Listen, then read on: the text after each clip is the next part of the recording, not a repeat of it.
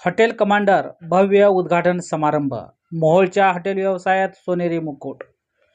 कोणत्याही व्यवसाय उद्योगात यशस्वी होण्यासाठी पूर्वजांचे आशीर्वाद आणि मनगट मेंदू यांना आपल्या अखंड परिश्रमाची जोड द्यावी लागते आणि मगच यश मिळते. मोहोळ शहरापासून 2 किमी अंतरावर काळे पेट्रोल पंपाच्या सुरुवात केली.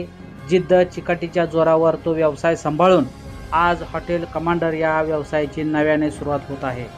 आईवडिलांना दैवत मानून वडिलांच्या आशीर्वादाने या हॉटेल कमांडरचे उद्घाटन आई सुवर्णाताई यांच्या हस्ते करण्याचे ठरवून डॉक्टर पृथ्वीराज संजय काळे आणि चंद्रराज संजय काळे या बंधूंनी एक नवा पायंडा पाडला आहे.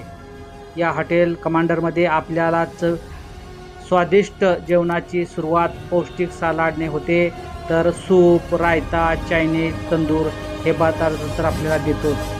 मेन कोर्समध्ये पनीर स्पेशल, काजू स्पेशल, महाराष्ट्रीयन जेवण, डाळ, नूडल्स थाळी, इंडियन ब्रेड्स, स्वादिष्ट आईस्क्रीम, व्हेज स्पेशल, मशरूम आणि लहान मुलांसाठी हे स्पेशल डिशेस आहेत.